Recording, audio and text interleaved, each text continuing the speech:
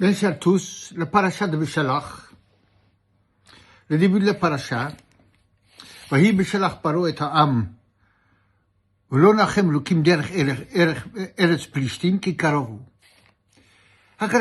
Paro laisse le peuple partir, finalement, après le dernier replay.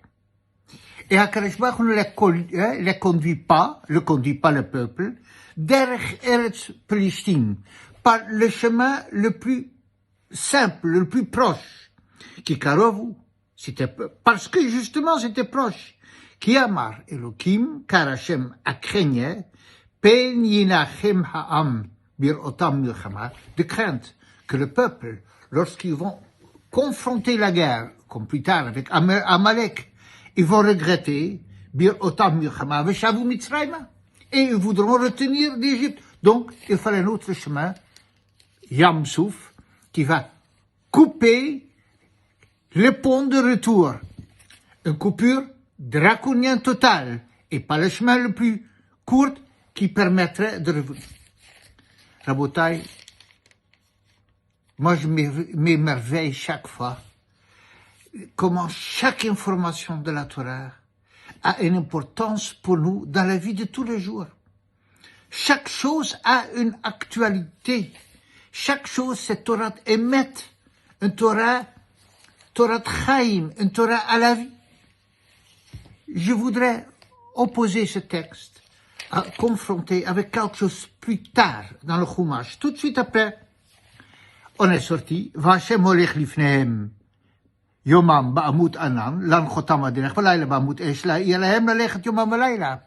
Dans Pasuk Chaf Aleph, on nous informe qu'HaKadosh Baruch Hu, il va devant le peuple, Yomam, dans une colonne Ba'amut Anan, de nuée, Lan Chotam Aderech, et la nuit, dans une colonne Ba'amut Esh de feu.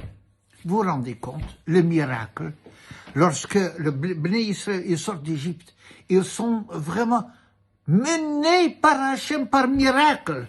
On voit un Amut Anan qui va leur montrer le chemin. Alors, ma question est, comment est-ce que le peuple peut avoir peur au point de vouloir retourner en Égypte lorsque miraculeusement il constate la présence d'Hachem? Ça, c'est la question. Et la réponse troublante pour moi est la chose suivante. Une des forces, le miracle, c'est une force très puissante, mais il existe une force encore plus puissante que d'être impressionné par un miracle.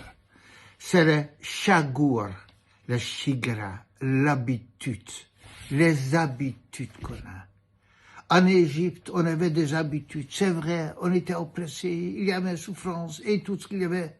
Mais maintenant, quand il y a la guerre d'Amalek, alors la guerre est terrible et c'est une souffrance qu'on ne connaît pas.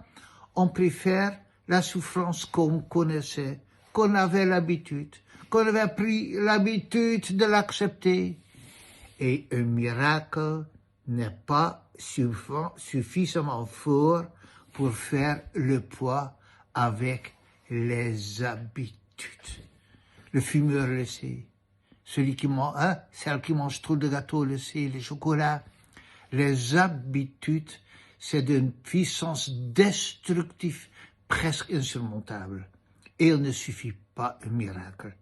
Et donc c'est ça que la Chumash est en train de nous raconter ici, et qui reste d'une actualité dans chaque génération pour chaque personne, dans toute la simplicité de la lecture.